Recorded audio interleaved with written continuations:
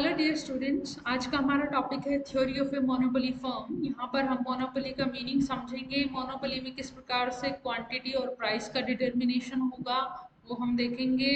कीमत विभेद क्या होता है, क्या कंडीशंस होनी चाहिए कीमत विभेद करने के लिए, मोनोपोली और परफेक्ट कंपटीशन में क्या डिफरेंसेस हैं, ये सभी टॉपिक्स सब टॉपिक्स हम डिस्कस करने वाले हैं। स्टार्ट करते हैं मीनिंग से। मोनोपोली का क्या मीनिंग है? मोनो और पोली। मोनो मीन्स सिंगल, पोली मीन्स कंट्रोल। एक ही फर्म का जब मार्केट पर कंट्रोल होता है तो वो क्या कहलाता है? Monopoly. What is monopoly? Monopoly जो टर्म है वो ग्रीक वर्ड मोनोपोलियन से डिराइव किया हुआ है। इसका क्या मीनिंग है? Exclusive cell. एक्सक्लूसिव मतलब कि उस प्रकार का कोई और प्रोडक्ट मार्केट में नहीं है। No close substitute available. अगर आपसे पूछा जाए कि एग्जाम्पल्स क्या हैं मोनोपोली के, तो state electricity board and railways का आप एग्जाम्पल दे सकते हैं। यहाँ पर ओनरशिप किसकी होती है? गवर्नमेंट की। The monopolist is the price maker. Monopolist price maker होता है। He determines the price and this price will determine how much he is able to sell. वो प्राइस का निर्धारण करेगा और उस प्राइस के अकॉर्डिंग तय हो जाएगा कि उसको कितनी क्वांटिटी सेल करनी है। प्योर मोनोपोली अगेन यही है हमारा कि जब एक सेलर हो और उसका पूरा का पूरा कंट्रोल हो कीमत के निर्धारण पर। फीचर्स क्या है मोनोपोली के, क्विकली डिस्कस कर लेते हैं क्योंकि इससे पहले की एक वीडियो में भी मैं आपको एक्सप्लेन कर चुकी हूँ। फीचर्स ऑफ मोनोपोली: एक सेलर होता है और लार्ज नंबर ऑफ बायर्स होते हैं। अब वो अकेला सेलर या तो स्टेट गवर्नमेंट हो सकती है, स्टेट और गवर्नमेंट ये इसका एक ही मीनिंग होता है, या सोल प्रोप्राइटर हो सकता है, पार्टनरशिप्स में लोग हो सकते हैं, पार्टनरशिप में हो सकते हैं, ज्वाइंट स्टॉक कंपनी हो सकती है। तो किसी प्रकार का भी संगठनात्मक रूप हो सकता है। मोनोपोली एक इंडस्ट्री भी होती है। मोनोपोली जो फर्म है वही इंडस्ट्री होगी क्योंकि यहाँ पर कोई और फर्म नहीं है। Restrictions on the entry of the new firms. नई फर्म्स की एंट्री पर रेस्ट्रिक्शंस होती हैं और उन रेस्ट्रिक्शंस की वजह से ही कोई और फर्म होती नहीं है मार्केट में और कोई क्लोज सब्स्टिट्यूट उस वस्तु का नहीं होता है। इन पॉइंट्स को हम देख लेते हैं कि क्या रीजंस होते हैं कि एक ही व्यक्ति होता है, कोई और फर्म एंटर नहीं कर सकती। कॉजेज और सोर्सेज ऑफ मोनोपोली पावर। ये मोनोपोली पावर ही है कि वो सिंगल सेलर होता है, प्राइस का निर्धारण करता है, सारा कंट्रोल उसके हाथ में होता है। तो हम इसके कारण देख लेते हैं कि ऐसा कैसे पॉसिबल हो पाता है कि कोई और एंटर नहीं कर पाता। कंट्रोल ओवर रॉ मटेरियल्स और ओनरशिप ऑफ नेचुरल रिसोर्सेज, या जो रॉ मटेरियल्स हैं और नेचुरल रिसोर्सेज जो उस वस्तु के निर्माण के लिए बहुत ही महत्वपूर्ण है, अगर उन पर किसी एक फर्म का कंट्रोल है, एक व्यक्ति का कंट्रोल है, तो कोई और एंटर नहीं कर पाएगी फर्म, क्योंकि जो असेंशियल रॉ मटेरियल और नेचुरल रिसोर्सेज चाहिए वो एक ही व्यक्ति, एक ही फर्म के पास है। Patent rights. पेटेंट राइट्स की वजह से कोई और उस वस्तु का निर्माण नहीं कर सकता। Technical barriers. टेक्निकल बैरियर्स में मेन है scale of production. Scale of production से जो एडवांटेजेस मिलती हैं वो इस प्रकार से मिलती हैं कि केवल एक ही सेलर को वो एडवांटेजेस मिल पाएंगे, क्योंकि मार्केट साइज केवल इतना ही है कि एक ही ऑप्टिमल प्लांट लगाया जाए। The production of a particular commodity में एग्जिबिट डिक्रीजिंग मार्जिनल और average cost over a wide range of output levels. अगर इस प्रकार की कॉस्ट कंडीशंस हैं कि मार्जिनल और एवरेज कॉस्ट एक लंबी रेंज पर डिक्लाइन हो रहे हैं, तो ये एक ही सेलर के लिए बेनिफिशियल होगा कि वो ही प्रोडक्शन करे, तभी उसको इकोनॉमीज ऑफ स्केल मिलेगी। Government policy. गवर्नमेंट पॉलिसी अगर लाइसेंसिंग पॉलिसी है, गवर्नमेंट एक ही फर्म को लाइसेंस देती है किसी वस्तु के निर्माण का, तो कोई और उसमें एंटर नहीं कर पाएगा। आप कोविड वैक्सीन का एग्जाम्पल इसमें दे सकते हैं। हिस्टोरिकल और एंट्री लैग, अगर किसी ने बहुत पहले ही किसी फर्म ने उस फील्ड में एंटर कर लिया है और उसको एक्सपर्टीज मिल चुकी है उस वस्तु के प्रोडक्शन में, तो भी ये एक कारण बनता है सिंगल सेलर का।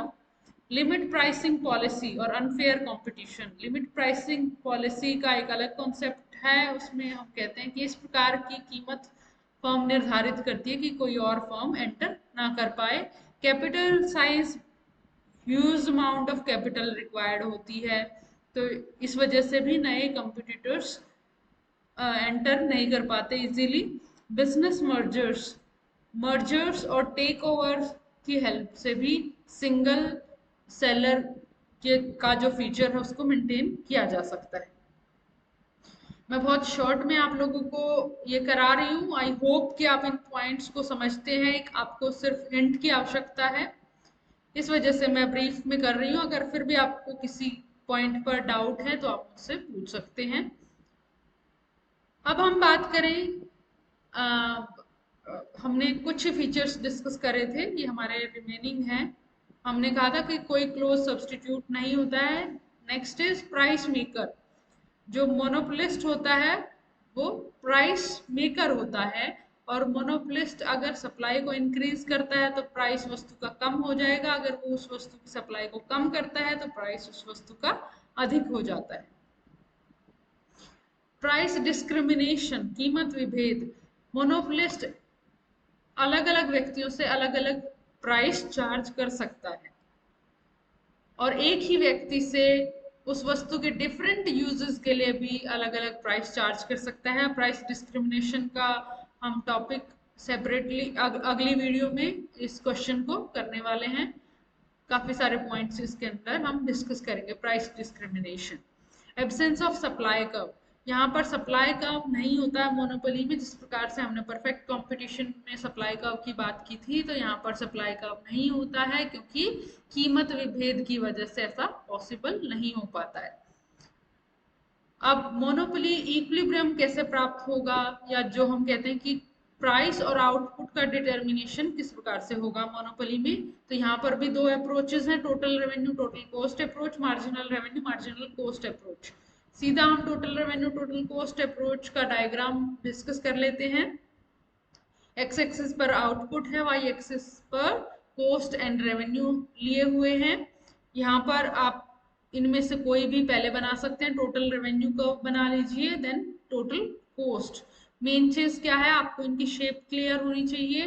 टोटल रेवेन्यू यहाँ पर किस प्रकार से है कि रेवेन्यू इंक्रीज हो रही है लेकिन एक डिक्रीजिंग रेट पर। इसका कारण क्या है, क्योंकि प्राइस अगली यूनिट का मोनोपोलिस्ट को सेल करने के लिए उसका प्राइस कम करना पड़ रहा है, वस्तु का सेम प्राइस नहीं रह रहा है। आप ये भी देखेंगे कि परफेक्ट कंपटीशन में किस प्रकार का टोटल रेवेन्यू कर्व था, इन दोनों की शेप में अंतर है, आप उसको नोटिस करेंगे और इस शेप की और इस डायग्राम की प्रैक्टिस करेंगे। टोटल कॉस्ट किस प्रकार से होती है हमारी,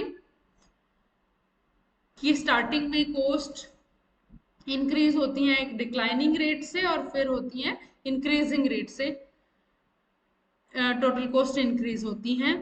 तो इस ये पी पॉइंट से स्टार्ट हो रही है। इट मींस ये जो डायग्राम है शॉर्ट रन का है, क्योंकि शॉर्ट रन में कुछ लागतें हमारी फिक्स्ड होती हैं और टोटल कॉस्ट का वाई एक्सिस के किसी पॉइंट से स्टार्ट होता है। अब प्रॉफिट क्या होते हैं, जब हम टोटल रेवेन्यू में से टोटल कॉस्ट माइनस कर देते हैं तो हमें पता चल जाता है कि प्रॉफिट्स हैं या लॉस हैं। अब ये हमारा टीपी क्या शो कर रहा है, टोटल प्रॉफिट्स। तो स्टार्टिंग में क्योंकि कॉस्ट ज्यादा है रेवेन्यू कम है, तो क्या होंगे, लॉस होंगे। आप इस डिस्टेंस को ओपी जो डिस्टेंस है उतना ही नीचे मेंटेन कर सकते हैं इस डायग्राम में। यहाँ से इसको पॉइंट को स्टार्ट कर सकते हैं। ये इक्वल देख के आप इतना यहाँ पे पॉइंट मार्क कर लेना, और उसके अकॉर्डिंग फिर हम क्या है, फिर धीरे धीरे गैप कम होने लगता है, तो हम सी पॉइंट पर पहुंचते हैं टोटल प्रॉफिट कर्व के। सी पॉइंट क्या शो कर रहा है कि कोई बेनिफिट और कोई लॉस नहीं हो रहा है। ये थोड़ा सा बच्चों आप बुक में जो है कॉन्सेप्ट के अकॉर्डिंग ड्रॉ करें। ये जो एम पॉइंट है इसी के नीचे हमारा सी पॉइंट होना चाहिए, कि जहां पर ये पॉइंट एम और एन क्या, एम और एन पॉइंट क्या शो कर रहे हैं, break even points. Break even points मतलब टोटल रेवेन्यू टोटल कॉस्ट के इक्वल होती है, नो प्रॉफिट नो लॉस की कंडीशन होती है। तो यहाँ पे इसी प्रकार से एन पॉइंट के बिल्कुल नीचे आप डी पॉइंट ड्रॉ करेंगे, और इस जो इन दोनों पॉइंट्स के बीच की रेंज है वहां पर आप टोटल प्रॉफिट्स ड्रॉ करेंगे। एक पॉइंट ऐसा हमें प्राप्त होता है जहां पर मैक्सिमम प्रॉफिट्स होते हैं, तो ये हमारा आउटपुट डिटर्मिनेशन का प्राइस है। और टोटल रेवेन्यू क्या होता है, प्राइस इनटू क्वांटिटी। तो कोई तो प्राइस है, जब हमें इतनी रेवेन्यू मिल रही है तो उसके अकॉर्डिंग ओ क्यू क्वांटिटी तय हो जाती है। या इसके लिए कह सकते हैं हम टोटल रेवेन्यू और टोटल कॉस्ट के दोनों का उस पर हम टेंजेंट ड्रॉ करें, और जब ये दोनों टेंजेंट एक दूसरे के पैरेलल होंगे, ये देखिए ये टेंजेंट ड्रॉ कर रखे हैं, जब ये एक दूसरे के पैरेलल होते हैं तो टोटल प्रॉफिट मैक्सिमम हो जाते हैं। तो आपको मुझे लगता है कि समझ आ गया होगा कि टोटल रेवेन्यू और टोटल कॉस्ट कर्व्स की हेल्प से हम कैसे कि ये जो कीमत और वस्तु की मात्रा का निर्धारण हम कर सकते हैं। नेक्स्ट है मार्जिनल रेवेन्यू और मार्जिनल कॉस्ट अप्रोच। वही हमारी सेम कंडीशंस रहेंगी जैसे परफेक्ट कंपटीशन में थी, कि मार्जिनल रेवेन्यू मार्जिनल कॉस्ट के इक्वल होना चाहिए, और एमसी कर्व को नीचे से काटना चाहिए एमआर कर्व। एमसी कर्व नीचे से काटे एमआर कर्व को, ये हमारी कंडीशन रहती है। ये आप पढ़ लीजिएगा कि total slope of total cost क्या होता है, marginal cost. Slope of total revenue क्या होता है, मार्जिनल रेवेन्यू। शॉर्ट रन में इक्विलिब्रियम की बात करें, जो हमारा फर्म और इंडस्ट्री यहाँ पे मोनोपोली में सेम रहता है, तो शॉर्ट रन में क्या क्या सिचुएशन हो सकती है। शॉर्ट रन में सुपर नॉर्मल प्रॉफिट भी हो सकते हैं, नॉर्मल प्रॉफिट भी, और मिनिमम लॉसेस भी। सुपर नॉर्मल प्रॉफिट का केस हम देखते हैं। आप एक डायग्राम को बड़े ध्यान से देखें, उससे आगे वाले आप अगर लॉजिक एक बार समझ आ जाता है तो आप इजीली सभी डायग्राम्स बना सकते हैं। एक्स एक्सिस पर आउटपुट है, वाई एक्सिस पर रेवेन्यू और कॉस्ट है। आप देखिए ये जो ए आर कर्व है और ये एम आर कर्व है, ये आपने पहले इन दोनों का रिलेशनशिप पढ़ा है कि किस प्रकार से बनेंगे।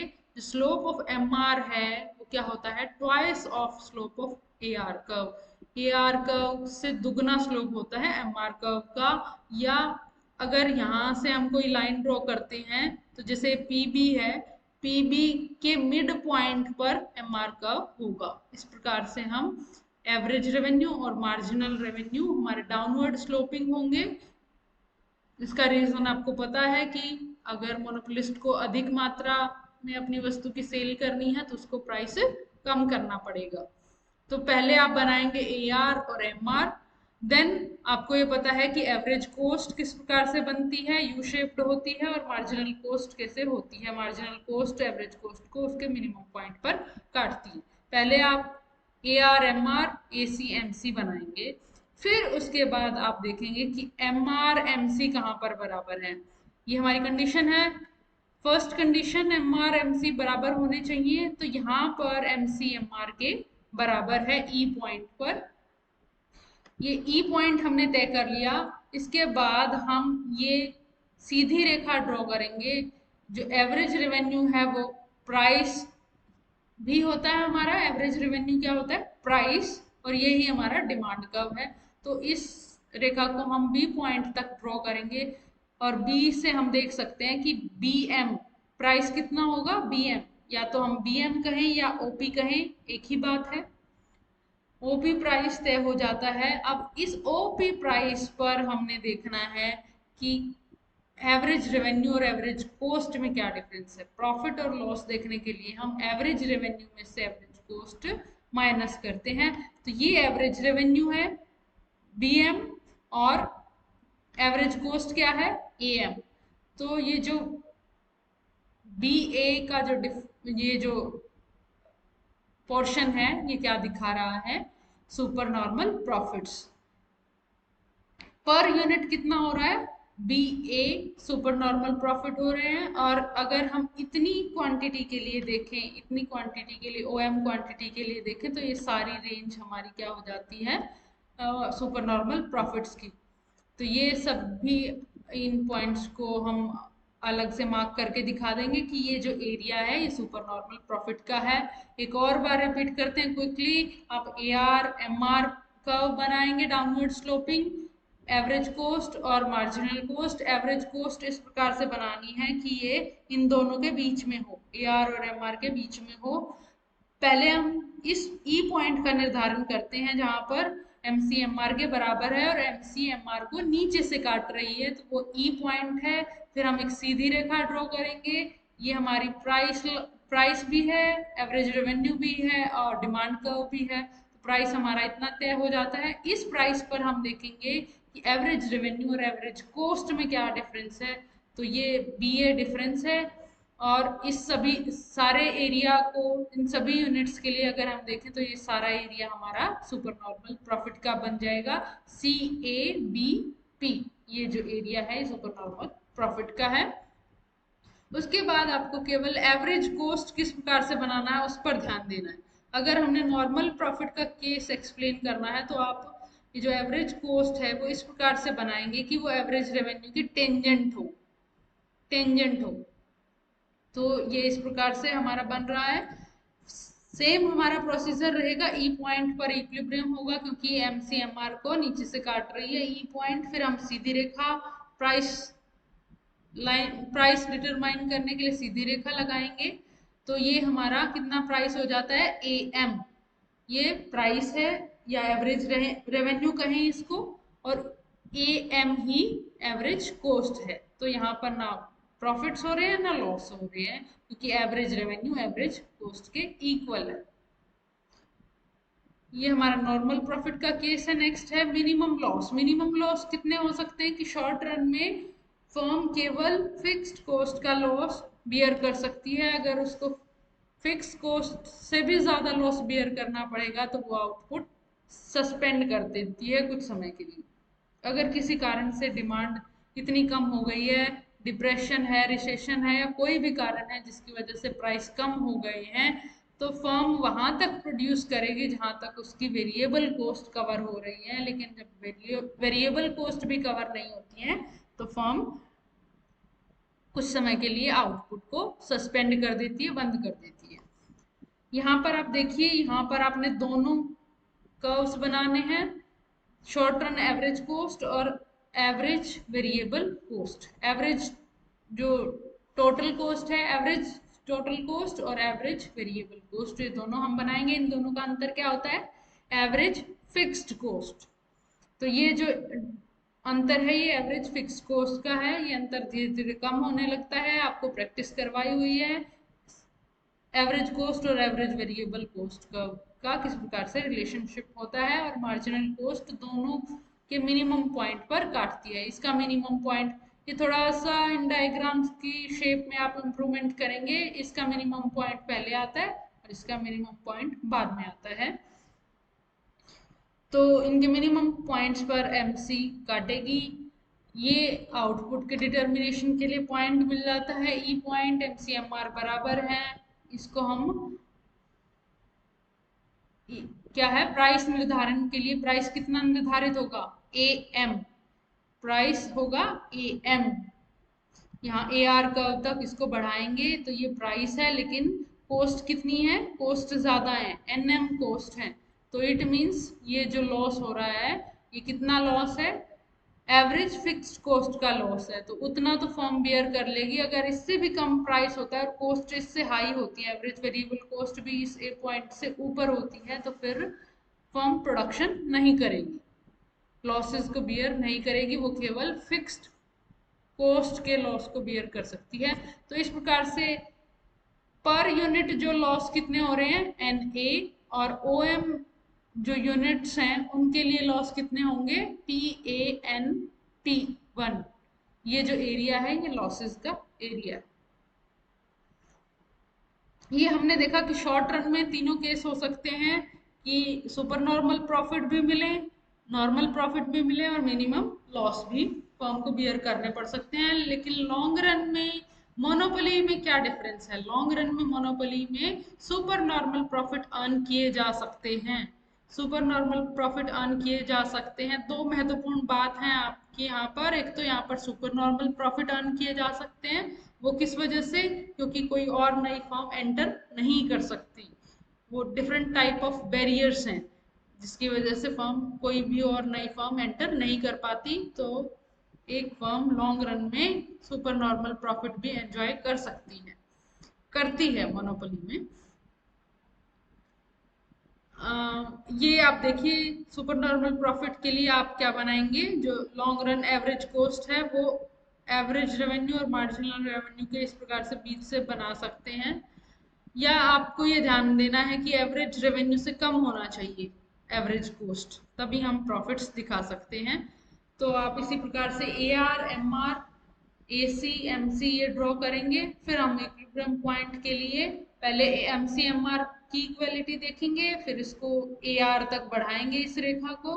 तो AM जो है वो प्राइस है वस्तु का, और BM जो है वो कॉस्ट है। BM कॉस्ट है और AM प्राइस है। तो जो AB है वो पर यूनिट बेनिफिट्स या प्रॉफिट्स को दिखा रहा है, और ये जो पूरा का पूरा एरिया है ये OM यूनिट्स के लिए सुपर नॉर्मल प्रॉफिट्स का एरिया शो कर रहा है। तो हम कह सकते हैं कि लॉन्ग रन में सुपर नॉर्मल प्रॉफिट होते हैं। एक और महत्वपूर्ण बात यहाँ पर, जो देखो प्लांट है, हम क्या कहते हैं? लॉन्ग रन एवरेज कॉस्ट के मिनिमम पॉइंट पर उसका पूरा का पूरा यूटिलाइजेशन होता है प्लांट की कैपेसिटी का। लेकिन यहाँ पर हम उसके मिनिमम पॉइंट तक तो पहुंच नहीं रहे, उससे कम ही उसका, उस प्लांट की कैपेसिटी का इस्तेमाल हो रहा है। ये देखिए B पॉइंट पर ही हम इतना ही उसका इस्तेमाल कर पाते हैं, उसके बाद भी कॉस्ट कम हो रही है। अगर मोनोपोलिस्ट और आउटपुट का इंक्रीज करता है तो उसकी लागतें कम हो रही हैं, लेकिन वो क्योंकि प्राइस उसको हाई रखना है, इस वजह से वो कितना यूज करता है? इतनी ही कैपेसिटी का यूज करता है, ज्यादा प्रोडक्शन नहीं करता है। जब तक बच्चों आप इन डायग्राम्स को बनाओगे नहीं, प्रैक्टिस नहीं करोगे, ये बातें आपको समझ नहीं आएंगी। तो आप साथ में बना के देखिए। Distinction between monopoly and perfect competition. Monopoly और परफेक्ट कंपटीशन में क्या क्या अंतर है? सबसे पहला सिंपल अंतर क्या है हमारा? Number of sellers. मोनोपोली में एक सेलर होता है और परफेक्ट कंपटीशन में बहुत सारे सेलर्स होते हैं। नेचर ऑफ द प्रोडक्ट, जो परफेक्ट कंपटीशन है उसमें होमोजीनियस प्रोडक्ट होता है, और मोनोपोली में प्रोडक्ट होमोजीनियस हो भी सकता है और नहीं भी। Entry of new forms perfect competition में अलाउड होता है, मोनोपोली में अलाउड नहीं होता है। Control over price, perfect competition में फर्म एक प्राइस टेकर होती है, लेकिन मोनोपोली में प्राइस मेकर होती है। Nature of demand curve, perfect competition में जो डिमांड कर्व है वो परफेक्टली इलास्टिक होता है, लेकिन मोनोपोली में डाउनवर्ड स्लोपिंग होता है। अभी हमने AR और MR की बात की, तो AR अगर डाउनवर्ड स्लोपिंग है तो MR उसके नीचे होता है। कितना नीचे होता है? वो उसके हाफ वेव में होता है। इसका स्लोप, MR का स्लोप AR के स्लोप से दुगना होता है। Nature of supply curve, supply curve monopoly में होता नहीं है, और परफेक्ट कंपटीशन के लिए हमने बताया था कि शॉर्ट रन में मार्जिनल कॉस्ट का वो सेगमेंट जो एवरेज वेरिएबल कॉस्ट से ज़्यादा है, और लॉन्ग रन में मार्जिनल कॉस्ट का वो सेगमेंट जो अबाव एवरेज कॉस्ट होता है। जो मिनिमम ऑफ LAC होता है उसके बाद का जो पॉइंट होता है, जो MC कर्व होता है, वो क्या शो करता है? Supply curve. आपको पिछली वीडियो में एक्सप्लेन किया हुआ है कि शॉर्ट रन और लॉन्ग रन में सप्लाई कर्व को परफेक्ट कंपटीशन में किस प्रकार से दिखाएंगे। नेक्स्ट है nature of long run profit.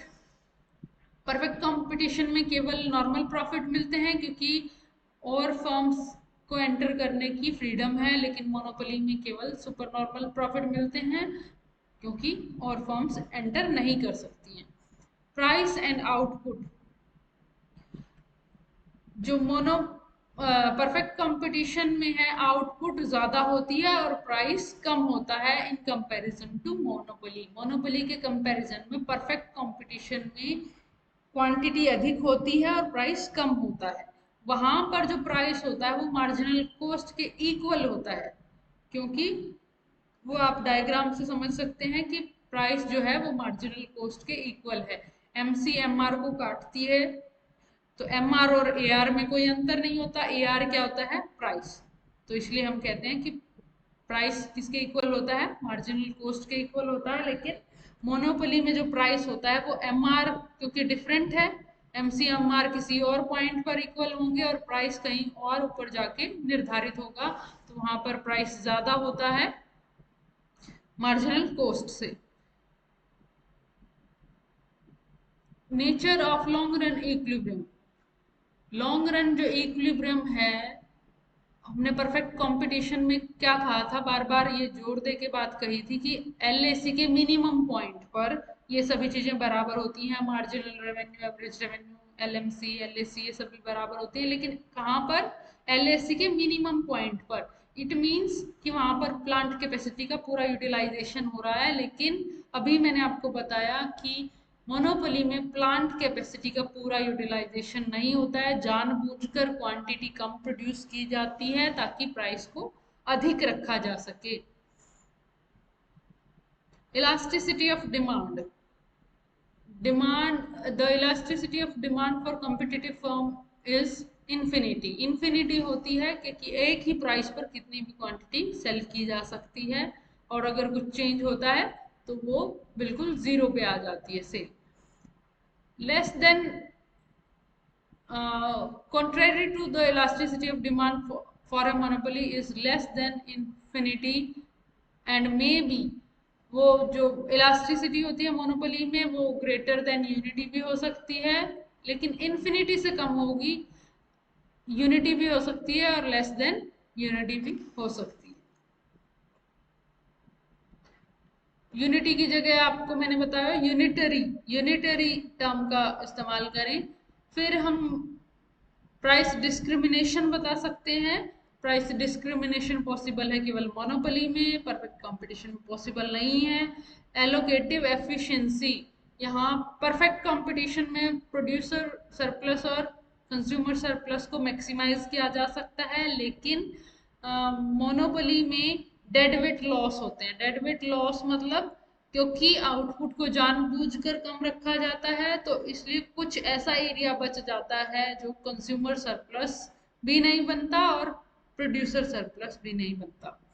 तो कंज्यूमर्स को या कंज्यूमर सरप्लस मोनोपोली में कम होता है और कुछ डेड वेट लॉस भी बियर करना पड़ता है, और प्रोड्यूसर्स को पहले परफेक्ट कंपटीशन के कंपैरिजन में ज्यादा बेनिफिट्स होते हैं, प्रॉफिट्स होते हैं। तो हम क्या कहेंगे कि एलोकेटिव एफिशिएंसी होती है परफेक्ट कंपटीशन में, कंज्यूमर सरप्लस और प्रोड्यूसर सरप्लस को मैक्सिमाइज किया जा सकता है। लेकिन मोनोपोली में क्योंकि जानबूझकर आउटपुट जितनी प्रोड्यूस हो सकती है मिनिमम कॉस्ट पर उतनी प्रोड्यूस नहीं होती है, और उसकी वजह से डेड वेट लॉस होता है। Thank you so much. मुझे लगता है कि इससे अगला जो हम प्राइस डिस्क्रिमिनेशन का टॉपिक है वो सेपरेट वीडियो में करेंगे तो बेहतर रहेगा। Thank you so much.